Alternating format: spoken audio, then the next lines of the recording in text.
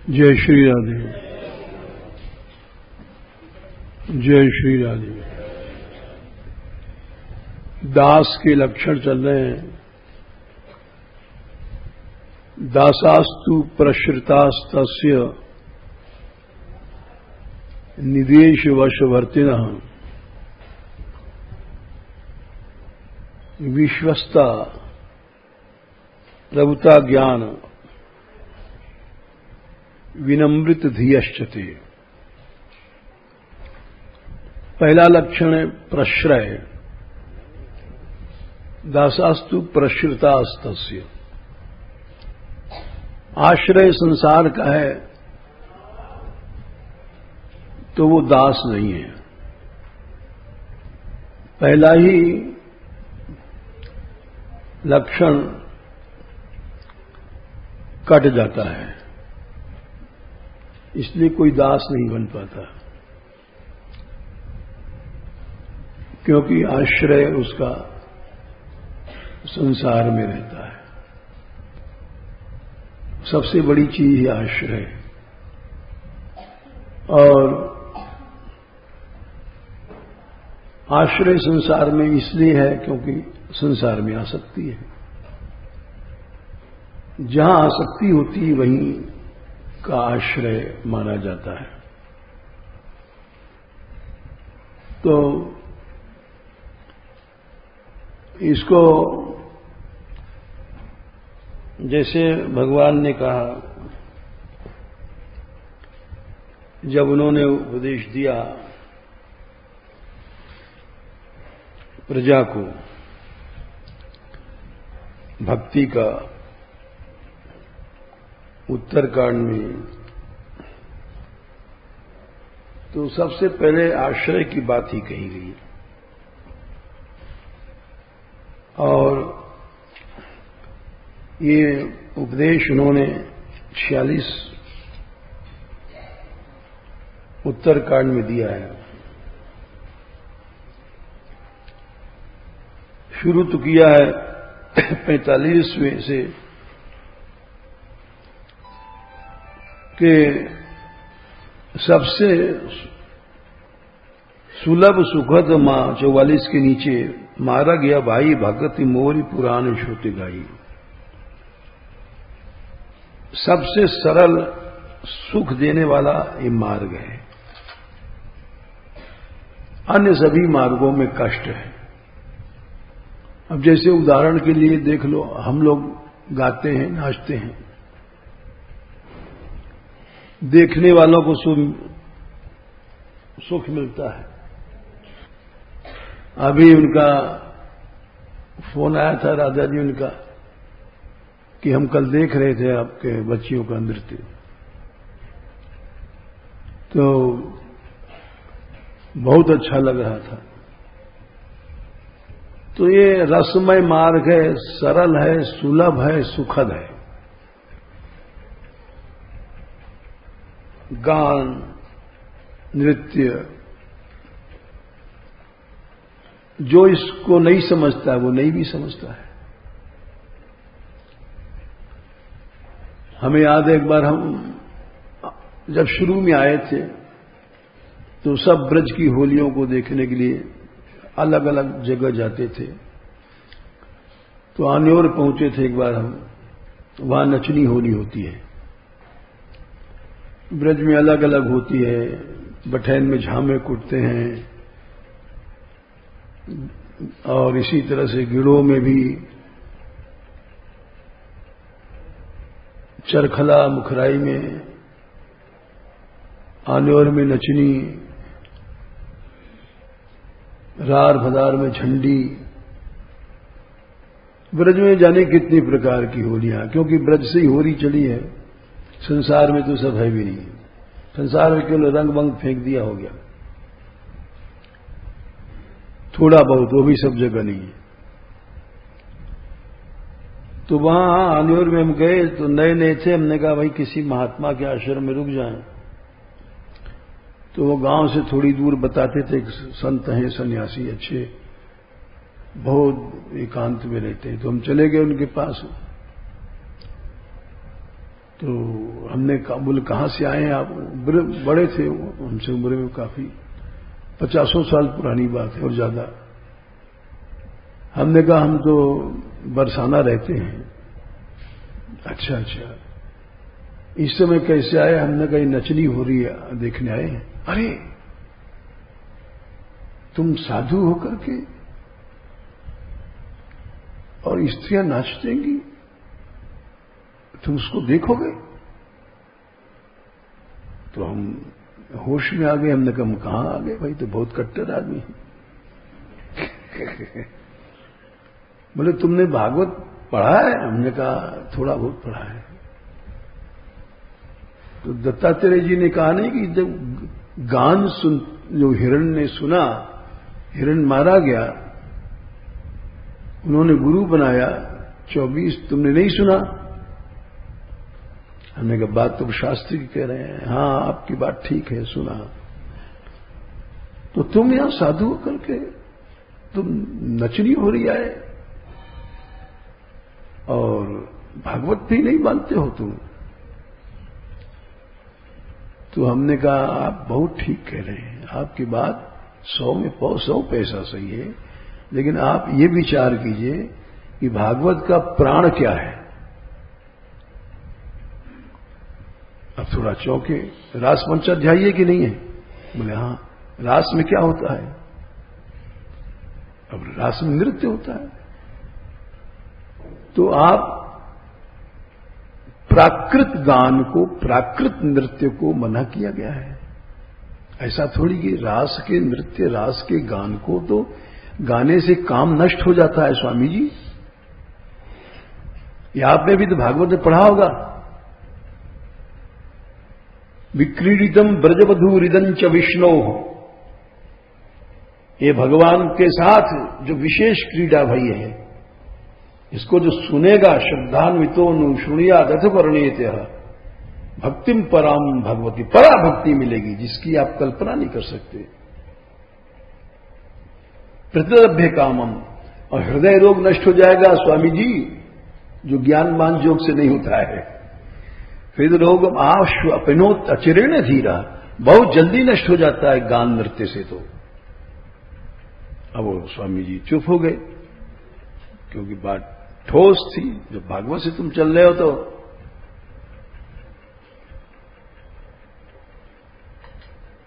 हमने कही, आपने फिर बहुत से हमने बातें कही। हमने कहा जितनी गीत हैं, रुद्र गीत में क्या आपने पढ़ा? भगवान कैसे प्रकट हुए? किस अध्याय से आप बताइए, हम आपको बताएं। किस स्कंद से बताइए। उठे तो बड़े विद्वान और बड़े गर्ज के बोले थे, हमको फटकारा था। लेकिन बात है, ऊंट जब पहाड़ के नीचे आ जाता है तो सारी बीजें। हमने कहा वैराग भी गीत से होता है। भिक्षु गीत आपने क्या गीत नहीं पढ़ा है? पिंगला के गीत से ही तो उनको भी तो ज्ञान मिला था। आप कहां तक गीत से चिढ़ेंगे? महिषी गीत, पिंगला गीत, बिना भिक्षु गीत के वैराग नहीं होता है स्वामी जी। अब स्वामी जी चुप हो गए।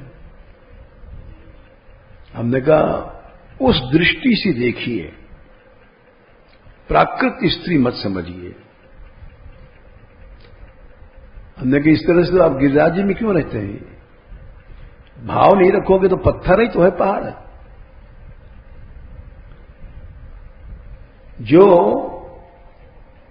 भाव नहीं है उसके लिए पहाड़ है, पत्थर है। भावे ही विद्यते देवः तस्मात् भावो जनार्दना। भाव से देखिए इन ब्रजवासियों को स्वामी जी। हम बरसाने से इसलिए नहीं आए हैं, स्त्रियों को देखने नहीं आए हैं। वहां स्त्रियां क्या नहीं है बरसाने में,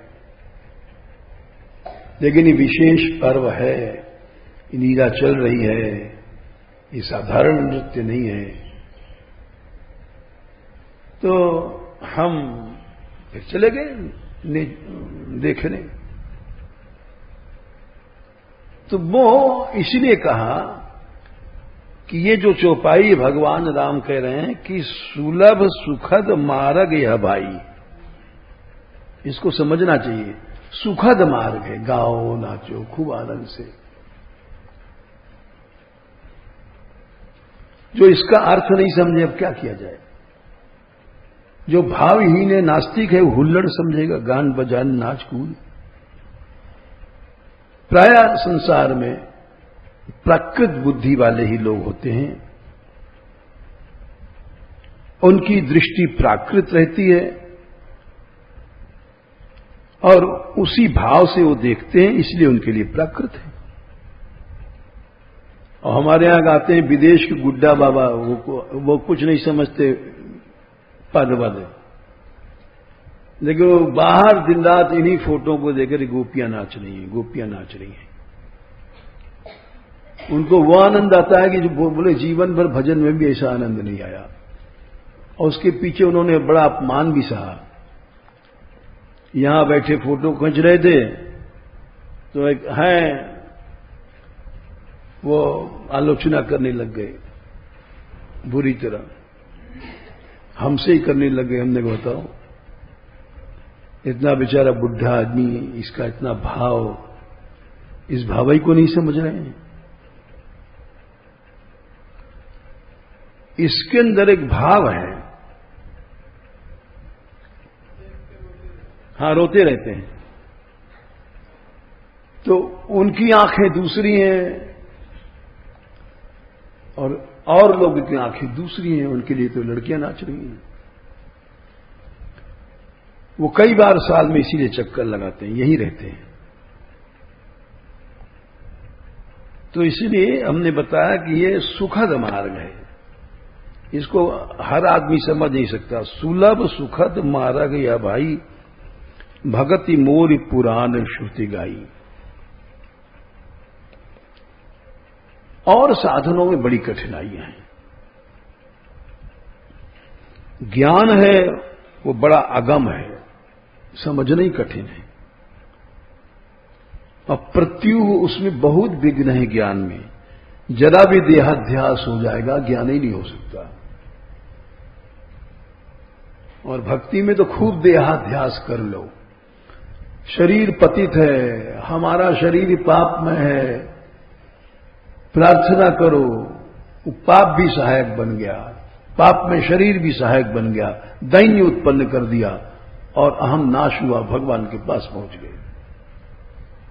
ज्ञान में ये सब चीजें बाधक हैं। साधन कठिन न मन कहूं टेका, मन का कोई आधार ही नहीं है, टिकेगा कहां तुम्हारा। और यहां तो लीला है, रूप है, भगवान की ऐसी लीलाएं हैं कि जो इनमें हमारा मन अपने आप लग जाएगा। चोरी कौन नहीं जानता, छेड़छाड़ श्रृंगारस की छिनटपन कौन नहीं जानता। इसमें अपने आप मन टिक जाएगा क्यों, उसका अनुभव है। इसीलिए भगवान ने ये लीला किया। देखो रासपंचाध्यायी में दशम स्कंद के 33वें अध्याय में ये सब लीला क्यों किया भगवान ने। 37वां श्लोक 33 का 37, अनुग्रहाय भूतानाम, हम जैसे मूर्खों पर कृपा करने के लिए मानुषम देह, मनुष्य शरीर धारण किया, क्योंकि हम लोग मनुष्य हैं, आंख नाक कान जल्दी समझ में आ जाएगा, जिसका आकार नहीं क्या समझ में आएगा।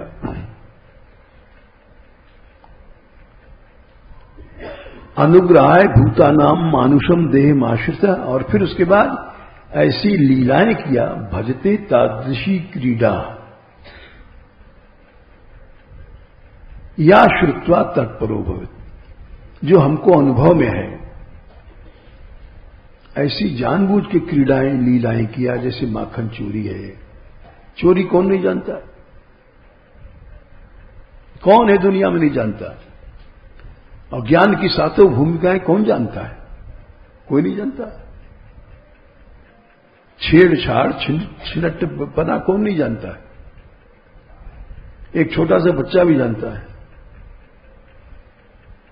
और ज्ञान के अंदर 7 भूमिकाएं हैं, उनको जानना ही कठिन है, करना तो बहुत कठिन है। इसलिए समझो क्यों कहा गया ये सब चौपाइयां। ज्ञान अगम प्रत्युह अनेका, साधन कठिन न मन कहूं टेका। मन कहीं टिकेगा नहीं। अब यहां तो आराम से मन टिक जाएगा। मैया मेरी मैं नहीं माखन खायो। एक यशोदा खड़ी है, छोटा सा कन्हैया है और डंडा लेके डरवा रही है, और मैया मैंने माखन नहीं खाया। ये सब ग्वाल बालों ने हमारे मुंह में लगा दिया। मैं तो कोई साफ छुआ भी नहीं माखन। ग्वाल बाल मेरे बैर परत हैं, बरबस मुंह में लपटायो, मैं तो छुआ भी नहीं माखन। ये सब ग्वाल बालों ने ऐसा गड़बड़ कर दिया। तो ये किसको अनुभव में नहीं है? हर बच्चा झूठ बोलता है और हर बच्चा झूठ बोलता है।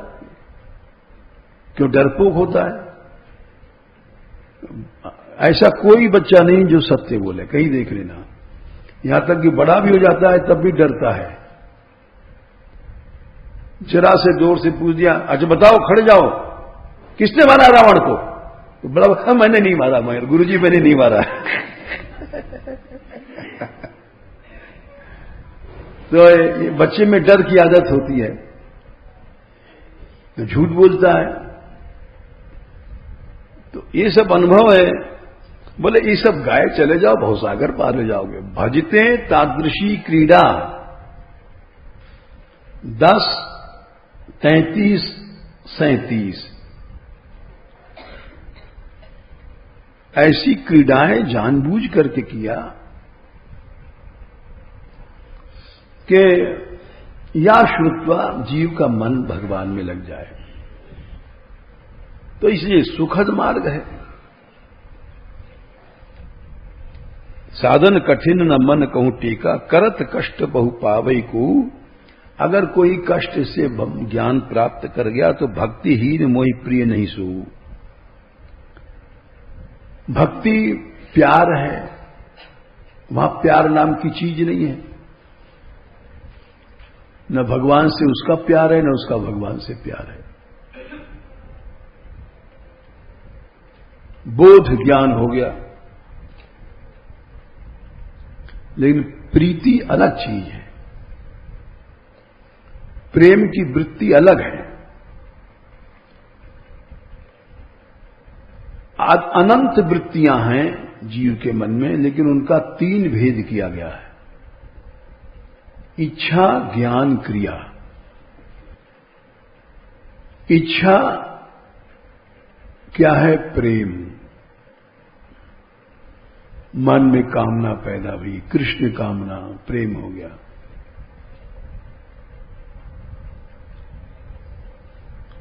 ज्ञान और क्रिया।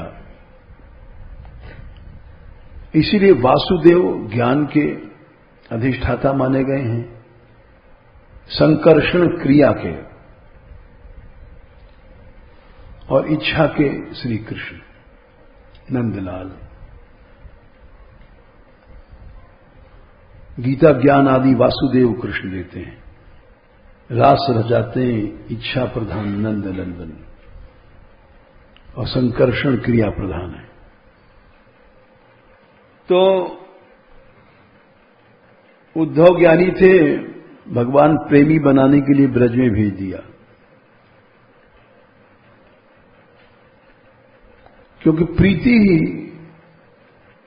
भगवान को वश में कर सकती है, और इतना वश में कर लेती है कि भगवान उसके बिना रह नहीं सकते, जी नहीं सकते,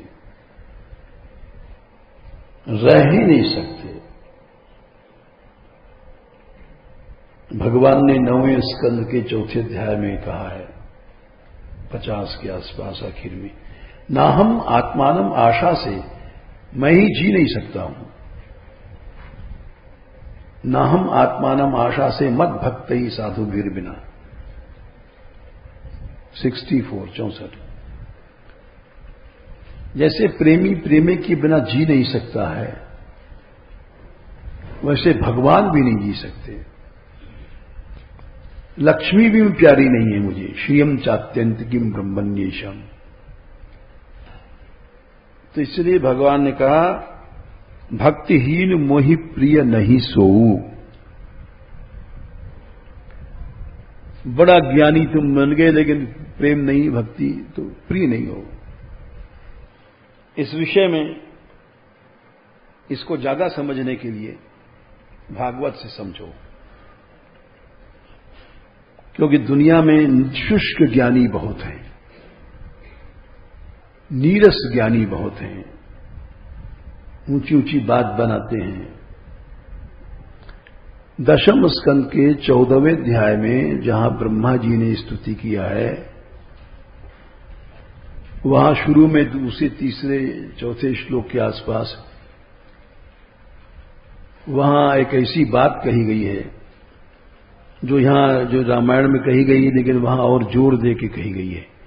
ब्रह्मा जी ने कहा ज्ञानी प्रयासम उदपास्य। मूर्ख लोग जो बड़ा ऊंचा ज्ञान दिया साहब, बड़ा ऊंचा ज्ञान दिया, बड़े ऊंचे ऊंचे शब्द बोले, ओ निरी है, निर्विकल्प है, फलाना ब्रह्म ये, तो साधारण लोग प्रभावित हो जाते हैं, हाँ भाई बड़ा विद्वान है। लेकिन जो चतुर भक्त हैं वो सब शब्दाडंबर में नहीं आते। ज्ञाने प्रयासम उदपास्य, ब्रह्मा जी कह रहे हैं कि जो भक्त हैं सच्चे चतुर, वो ज्ञान के लिए प्रयास छोड़ देते हैं। क्या तुम छोटे से जीव ज्ञान प्राप्त कर सकते हो? केवल नमंत आराधना करते हैं, भगवान को रिझाते हैं। भगवान की कृपा है, जैसे हम लोग गाते हैं, नृत्य करते हैं, शुद्ध आराधना का स्वरूप है। सहज में यहां पर प्राप्त है राधा रानी की दया से। तो ज्ञाने प्रयासम उदपास से दूर से छोड़ दिया ज्ञान को, ऊंची ऊंची बात, साथ भूमिका और फलाने और ये, केवल भगवान की आराधना करते हैं। ज्ञाने प्रयासम उदपास्य नमंत एव, इस तरह से जीवन बिता रहे हैं। नमस्कार, आराधना, प्रणाम, गान, जीवंती इस तरह से जी रहे हैं। और सन्मुखरिताम, सच्चे भक्तों से कही भाई आपकी लीला कथा सुनते हैं, आराधना करते हैं। और सन्मुखरिताम, सन माने संत, भक्त, भक्तों से कही, मुखरित माने कही भाई आपकी वार्ता, आपकी कथा, लीला सुनते हैं। बोले स्थाने स्थिता, स्थान अव्यय सबसे ऊंचे ठीक स्थान। स्थाने के कई अर्थ होते हैं, ऋषियों का स्थान भी हो जाएगा, आश्रम भी हो जाएगा। और स्थान अव्यय है, माने सर्वोच्च स्थान पर वो हैं, इसे ऊंचा रास्ता कुछ नहीं हो सकता। स्थाने स्थिता, कैसी वार्ता? श्रुतिगताम, वेद समर्थिक वार्ता है। भगवान लीला करता है, भगवान का दिव्य रूप है।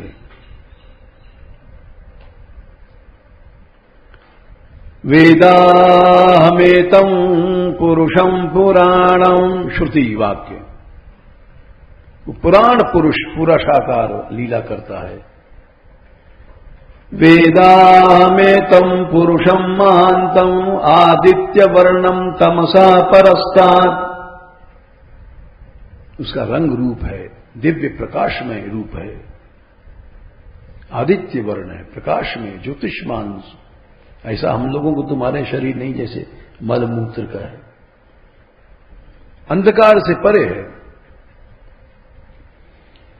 वेदामेतं पुरुषं महान्तं आदित्य वर्णम तमसा परस्तात् तमेव विदित्वाति मृत्युमेति नान्या पंथा विद्यते अयनाय। उस पुरुष को जानने से ही तुम मृत्यु से पार कर अति मृत्यु को पार कर जाओगे। काल वाल क्या चीज है? कुछ नहीं है। उसके रूप को जानो, उसकी लीलाओं को जानो, लेकिन उसका प्राकृत शरीर नहीं है। अपाणिपादो जवनो गृहीता पश्यत्य चक्षु सशृणोत्य कर्णः सवेति वेद्यम न च तस्यास्ति वेद्या तमाहुरग्रम पुरुषम पुराणम। बोले वो तुम निराकार और निष्क्रिय मानते हुए नहीं, गलत है। अपाणिपादो जवनो गृहीता, माया के हाथ पांव नहीं, लेकिन जवना दौड़ता है, माखन चुरा करके दौड़ रहा है, भाग रहा है। गृहीता पकड़ता है, माखन पकड़ता है, लीलाओं में भक्तों को पकड़ता है, क्रिया करता है, माइक इंद्रियों से नहीं। अपाणिमात पादो जवनो गृहीता पश्यति, देखता है वो। अचक्षु प्राकृत नेत्र नहीं है। सश्रुणोति, सुनता है, प्राकृत कर्ण नहीं है। तमाहु अग्र्यम पुरुषम पुराणम, सबसे पहले वही था सृष्टि के अनादिकाल से, वही पुराण पुरुष है। तमाहुरग्रम पुरुषम महंतम। तो इसीलिए ब्रह्मा जी बोले श्रुति का काम। भगवान क्रियाशील हैं, कर्म करते हैं, लीलाशील हैं, लीला करते हैं, दौड़ते हैं, पकड़ते हैं, खेलते हैं, दिव्य वर्ण है, प्रकाशमान रूप है। ऐसे श्रुतिगत वार्ताओं को वे भक्तों से सुनते हैं। ज्ञाने प्रयासमुदपास्य नमन्त एव, आराधना करते हैं और संतों से उनकी कथा सुनते हैं। ज्ञाने प्रयासमुदपास्य नमन्त एव जीवन्ति सन्मुखरिताम भवदीवार्ताम स्थाने स्थिता श्रुतिगताम तनुवांग मनोभिर। आराधना कैसे करते हैं? शरीर वाणी मन से, तीनों का चाहिए। ऐसा जो करते हैं ये प्रायशः अजित, यद्यप तुमको कोई जीत नहीं सकता, लेकिन वो तुमको जीत लेते हैं। भक्ति के बल से तुमको जितोसी माने जीत लेते हैं, तुम हार जाते हो उनके। सरल सुगम है भगवान को जीतना। ये जो रामायण की छुपाई है, इस अर्थ यहां खुलता है। इसलिए हम सब ग्रंथों को ले लेते हैं, संकीर्णता वंकीर्णता नहीं रखते हम। कोई विषय कहीं पर स्पष्ट है, कोई कहीं स्पष्ट है। और इसी के नीचे एक और श्लोक है। बाकी हम जैसे जो शुष्क ज्ञानी हैं वो भूसा कूटते हैं, भगवान की लीला वगैरह नहीं जानते। श्रेया श्रुतिम, चार इसी के। भक्ति क्या है? श्रेय का श्रुति झरना है, अमृत बह रहा है, झरना है। झरना में निरंतर पानी बहता है। हम लोग छोटे से गाते थे, झर रे झर रे झर, झरने वाला झरना प्यारा प्यारा, बहुत छोटे से थे, गाते थे। तो भक्ति क्या है? झरना है, श्रेय कल्याण का झरना है। निरंतर इसमें प्रवाह मीठा मीठा बह रहा है पानी का, श्रेय का झरना है। उसको जो छोड़ देते हैं, श्रेया श्रुतिम भक्ति मुदस्यते विभो अक्लिश्यंती, ये केवल बोध लब्ध है। शुष्क ज्ञान के लिए कष्ट उठाते हैं, क्लेश उठाते हैं। ज्ञान का मार्ग कठिन है, क्लेश है। और भक्ति का भगवान कह रहे हैं बड़ा सरल है, सुगम है। गाओ, नृत्य करो, भगवान को आराधना करो। और वो कठिन मार्ग है, ब्रह्मा जी कह रहे हैं। अब ही चौपाई समझोगे भगवान राम ने जो कहा है। ये ब्रह्मा जी ने बहुत सुंदर यहां कहा है, दोनों को मिलाओ तब अर्थ खुलता है। श्रीमद् भागवत जी को मिलाओ और इसको मिलाओ और गीता मिलाओ। अभी गीता से हम बताएंगे, तब बात खुलती है। तो अभी इस श्लोक को समझो। श्रेया सुरतिम, श्रेय का झरना मीठा मीठा पानी लाया, ऐसी भक्ति है। ऐसी भक्ति को उदस से छोड़ करके क्लिश्यंती ये केवल बोध लब्धे, केवल ज्ञान के लिए कष्ट उठाया करते हैं। तो होता क्या है, उनको कष्ट ही हाथ में, उनके भाग में कष्ट ही दिखा है। तेषाम असौ क्लेशल एव शिष्यते, उनके भाग में क्लेश ही लिखा है, नान्यद और सुख नहीं मिलेगा, सुख नहीं मिलेगा।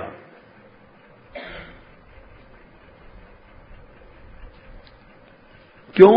स्थूल तुषा अवघातिताम, नाज निकल गया, अब खाली भूसा है। अब भूसा के कूटते रहो तो उसमें क्या मिलेगा? कुछ नहीं मिलेगा।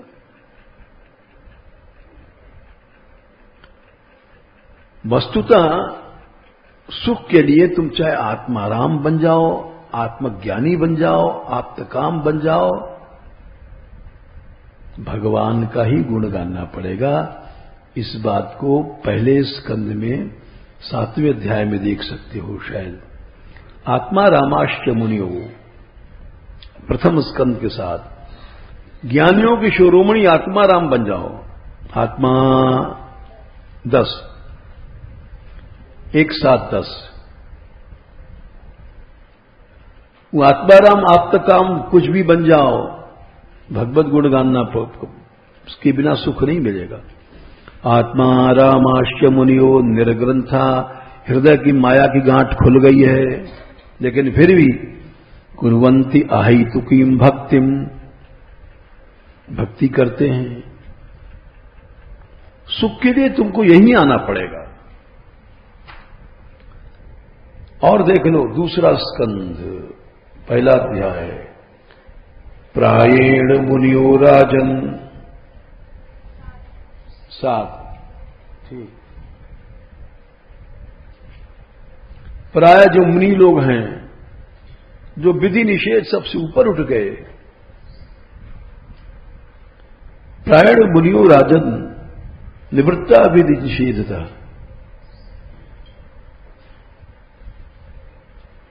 परनिष्ठ और नैर्गुण्य गुणातीत अवस्था में पहुंच गए हैं। वे भी प्रायण मुनियो राजन निवृत्ता विनिषेधता, और आगे क्या? हाँ, निर्गुण में स्थित है, ब्रह्म भाव में, लेकिन भगवान के गुणगान में आते हैं, गाते हैं। जीवन मुक्त ब्रह्म पर चरित सुनहि तज ध्यान, उत्तरकांड में काकभूषुंडी जी ने कहा है, संख्या तो देखना पड़ेगा। जीवन मुक्त ब्रह्मानंद में लीन है, जीवन मुक्त ब्रह्म पर चरित सुनहि तज ध्यान। 42 है। जो जीवन मुक्त हो गए हैं, ब्रह्म में लीन है, जे हरि कथा न करें रति तिनके ही पाषाण, पाषाण है, पत्थर है वे। इसीलिए अब इस चौपाई को देखो जो भगवान कह रहे हैं, इसको तब समझोगे। अच्छा, गीता से भी बता दें, सभी शास्त्रों से देखना चाहिए। 12वें अध्याय में अर्जुन ने पूछा, महाराज एक तो वो है जो निर्गुण निराकार की उपासना करते हैं, एक है सगुण की आपकी। 12वां अध्याय का पहला श्लोक है, एवं सतत युक्ता ये भक्तास्त्वाम पर्युपासते। एक तो वे लोग हैं जो भक्त लोग हैं, आपकी उपासना करते हैं, आराधना करते हैं। एक वो है जो ये चापी अक्षर अव्यक्त अविनाशी ब्रह्म की निराकार की उपासना करते हैं। हाथ नहीं, पांव नहीं, क्रिया नहीं, रंग नहीं, रूप नहीं, बोलना नहीं, चलना नहीं, उठना नहीं, बैठना नहीं, काठ को कठूला, मोट को मठूला। तो अक्षर अविनाशी या ब्रह्म की उपासना करते हैं। वो अब दोनों में आप बताइए कौन अच्छा है? समझो प्रश्न। एवं सतत युक्ता ये भक्तास्त्वाम पर्युपासते। एक तो भक्त उपासना कर रहा है, एक अविनाशी अक्षर ब्रह्म निर्गुण निराकार ये चापि अक्षरम अव्यक्तम तेषाम के। आप किसको श्रेष्ठ समझते हैं? अर्जुन ने पूछा। भगवान ने कहा उत्तर, क्यों भगवान है जो मुझ सगुण साकार, जो बोलता है, चालता है, हंसता है, खेलता है, उठता है, बैठता है, लीला करता है, उसमें जो मन लगा के चल रहा है वो अच्छा है। मयि आवेश मनो ये माम नित्य युक्ता उपासते। और श्रद्धया पर्योपितास्ते में युक्त तमामता। लेकिन इसमें श्रद्धा की जरूरत है। भगवान बोलता है, चालता है, खेलता है, भक्तों के साथ लीला करता है, श्रद्धा चाहिए। बिना श्रद्धा वाला तो वहीं चला जाएगा। न बोलता है, न चालता है, न उठता है, न बैठता है, न क्रिया है, न हंसता है, न रोता है, काठ को कठूला, मोट को मठूला, न रंग न रूप, कुछ नहीं। बोले वो जो निर्गुण उपासना है, ये तो अक्षरम अव्यक्तम ये तो अक्षरम अनिर्देश्यम अव्यक्तम पर्युपासते सर्वत्रगम अचिंत्यम च कूटस्थम अचलम ध्रीम। 8 विशेषण दिए हैं। अब कितना कठिन है। अक्षर है, अनिर्देश, उसका निर्देश नहीं हो सकता कि काला है कि पीला है। अव्यक्त तो व्यक्त ही नहीं है वो, भगवान तो प्रकट है। अक्षर है, अनिर्देश है, अव्यक्त है, सर्वत्र है, सर्वव्यापी है, अचिंत्य है, उसको सोच ही नहीं सकते हो। कूटस्थ है, एक रस रहता है, अचल है, ध्रुव है। 8 विशेषण दिए। भले इस अक्षर की उपासना बहुत कठिन है। इंद्रियों को पूरा संयम चाहिए। भक्ति में तो सब गाड़ी चल जाएगी। संयम्य इंद्रिय ग्रामम, सब इंद्रियों को, ग्राम माने गांव नहीं, समूह, इंद्रियों के समूह को रोक करके संयम्य इंद्रिय ग्रामम सर्वत्र संबुद्धया ते प्राप्नुवन्ति मामेव सर्वभूत तेरता। लेकिन 5वां श्लोक क्लेशोधिकरस, ये बड़ा कष्टमय मार्ग है। क्लेशोधिकरस तेषाम, बहुत कष्टमय मार्ग है। और अव्यक्ता ही गति दुखम, बड़े कष्ट से मिलेगा, बहुत कष्ट से, मिले न मिले। और जो भक्ति मार्ग है उसमें तुम चाहे कर्म पाप करो पुण्य करो, सब मेरे को समर्पण करके चलो। ये तू सर्वाणी कर्माणि 7वां श्लोक, मयि संन्यस्य मत्परा अनन्येव योगेन माम ध्यान तुपासतो। उनको मैं कंधे पर बैठाल करके भवसागर पार कराता हूं, जैसे मैया अपने बच्चे को गोद में ले जाती है। तेषाम अहम समुद्धरता।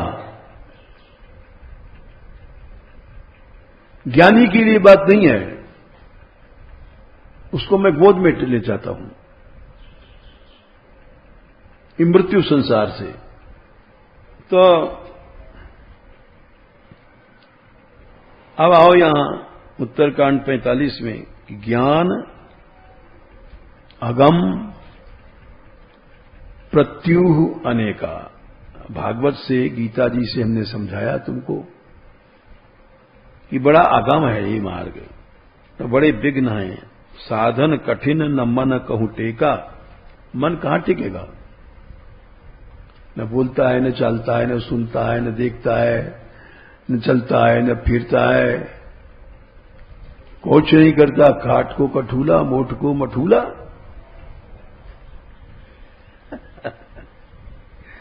न पलक खोलता है, न पलक गिराता है, न कृपा करता है, न दया करता है, कुछ काम ही नहीं करता हो तो मन तुम्हारा कहां टिकेगा? एक कहावत है, अंधे के आगे रोवे दीदा अपनी खोवे। अंधे के आगे बैठ के आंसू बहा रहे हो, बोले अपनी आंख और नष्ट कर लोगे, वो तो अंधा है, देखता ही नहीं है। एक ट्रक आंसू बहा दिया और वो देख ही नहीं रहा अंधा। वैसे जो निर्गुण निराकार है वो दया फ्या करना जानते नहीं है, कोई क्रिया ही नहीं उसमें। न सुनेगा तुम्हारी, चिल्लाते रहो, वो कुछ क्रिया ही नहीं करता है, सुनता ही नहीं है। माथा फोड़ो, वो देखता ही नहीं है। वो निरीह, कोई ईहा मने चेष्टा ही नहीं उसमें। मर जाओ चिल्ला चिल्ला, दया नहीं करेगा वो, दया करना जानते ही नहीं है। तो साधन कठिन न मन कहूं टेका, और करत कष्ट बहु पावे को, भक्तिहीन मोहि प्रिय नहीं सो। लो, ज्ञान मिल भी गया फिर भी वो भगवान के प्यारे तो तुम बने नहीं। तो भक्ति कैसे मिले? भक्ति स्वतंत्र सकल सुख खानी। स्वतंत्र है, ज्ञानवान की जरूरत नहीं है, योग की जरूरत नहीं है, सुख की खानी है। गा रहे हैं भगवान की लीला, नाच रहे हैं, उत्सव मना रहे हैं, ये सुख की खान है। बिनु सत्संग न पावई प्राणी। तो इसमें इस प्रसंग को छोड़ के आगे चलते हैं, 45 के आगे, क्यों टाइम हो गया। मोर दास कहाई न रासा, करई तो कहू कहा विश्वासा। ये चौपाई हमारा लक्ष्य था।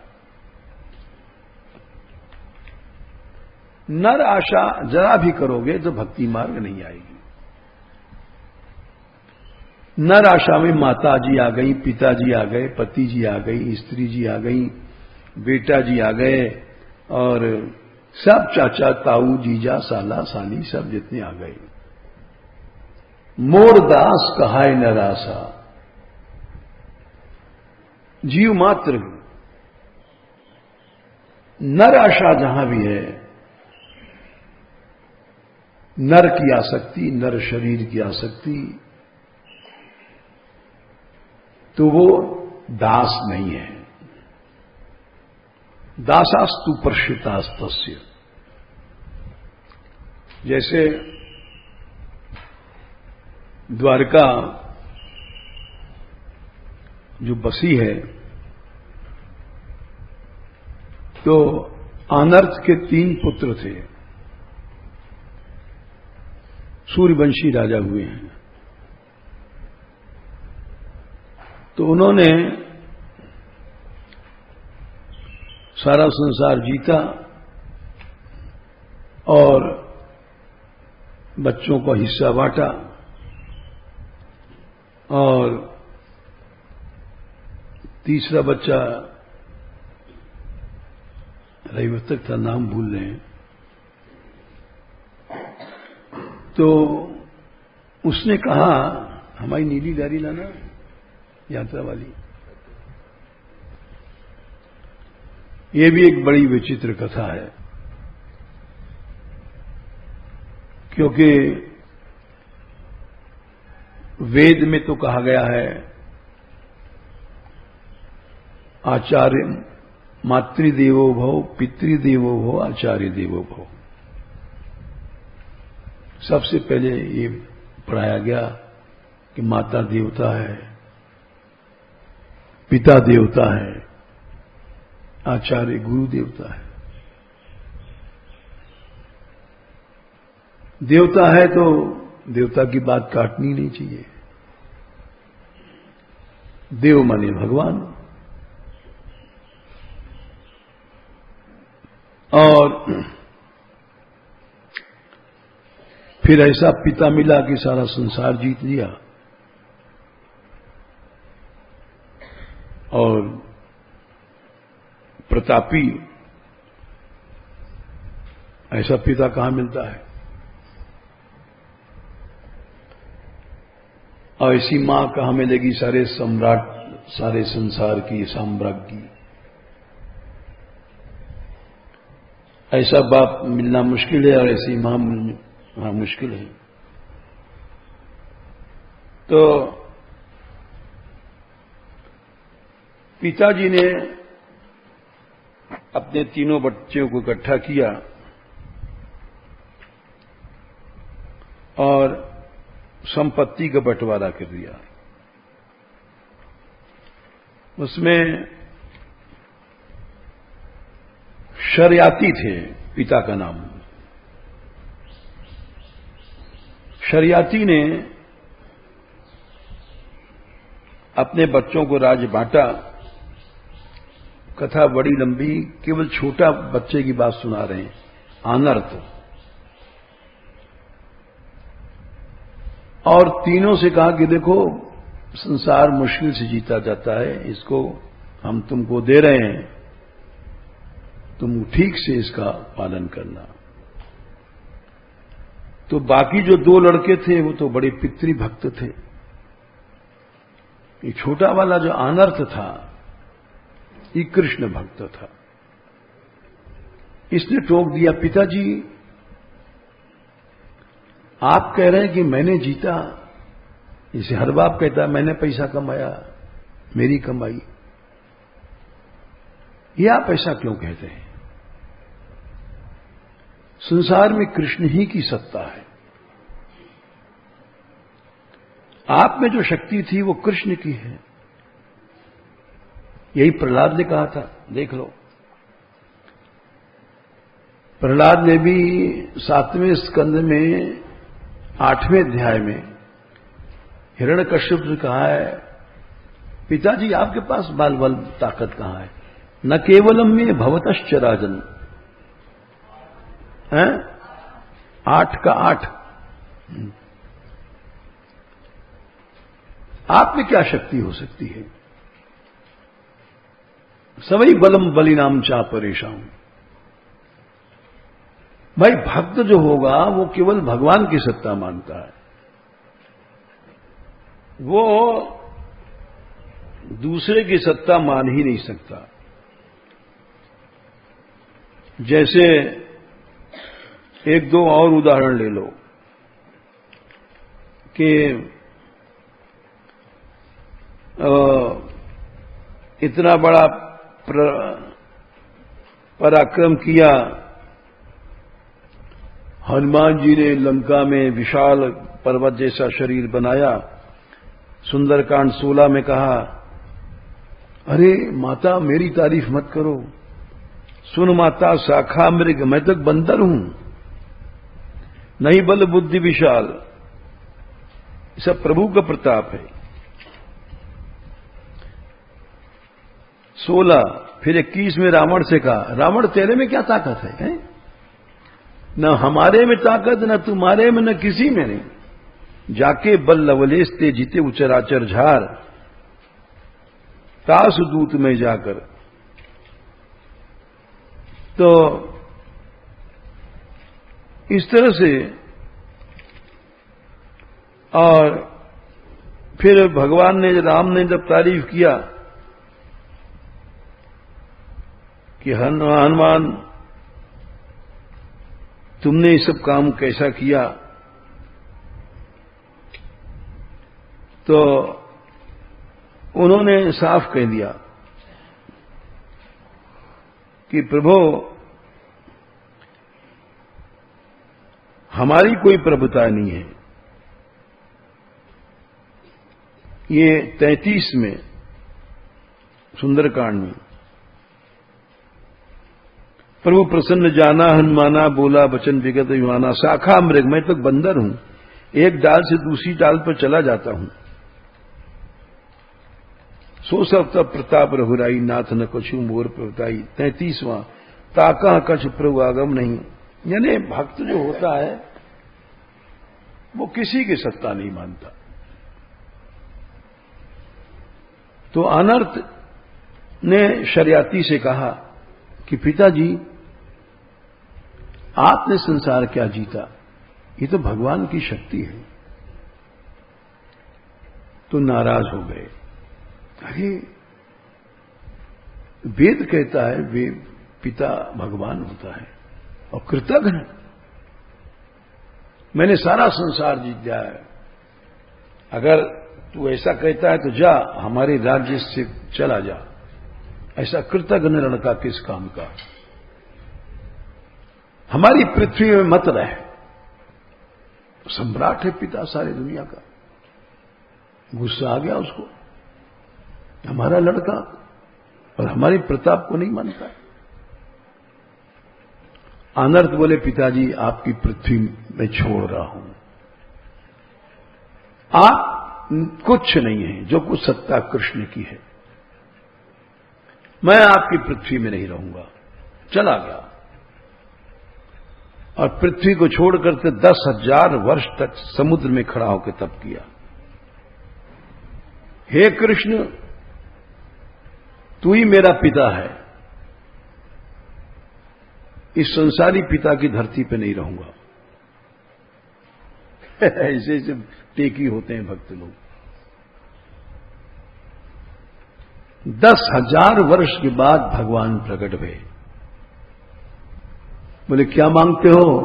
बोले पिता की धरती पे नहीं रहूंगा, हमको अलग पृथ्वी बनाइए। अच्छा, तो समुद्र में चक्र की तो नींव रखा, मकान बनता है नींव पर, और वैकुंठ से भूमि लाए और द्वारका बनाया। द्वारका माने मोक्ष का द्वार, खाली जो मोक्ष का द्वार है। तो इसका यह मतलब कि भगवान ने समर्थन किया। ये एक सत्य अहंकार की बात नहीं है। भक्त जो होता है वो कृतज्ञ नहीं है, उसको कृतज्ञ नहीं समझना चाहिए। उसको उसकी निष्ठा होती है। और ऐसा नहीं कि वो, जैसे लक्ष्मण जी ने कहा भगवान राम से कि अयोध्या कांड 72, गुरु क्या है मैं जानता ही नहीं। आप कहते हैं गुरु आज्ञा मानो। माता क्या है मैं जानता ही नहीं कौन मां है। पिता कौन है मैं जानता ही नहीं कौन पिता होता है। एक ऐसी निष्ठा पहुंच गई। गुरु माता पिता की आज्ञा मानना तो दूर रहा, बोले गुरु पितु मातु न जानो काऊ स्वभाव नाथ पति आऊ। गुरु तक को मना कर दिया, मैं नहीं जानता गुरु क्या है, मां कौन है, बाप कौन है। जह लग जगत सने सराई, प्रीति प्रतीति निगम निज गाई। मोरे सबई एक तुम स्वामी दीन बंधु। यानी आश्रय की सच्ची सिद्धि तभी होती है जब संसार के किसी प्राणी में मन न टिके, आसक्ति न हो। आसक्ति होने से आश्रय हो जाता है। तो दासास्तु प्रश्रितास्तस्य, ये पहला अक्षर चल रहा है आजकल। दास के 4 लक्षण होते हैं। आश्रित होता है। अभी ये आश्रय का प्रकरण चलेगा।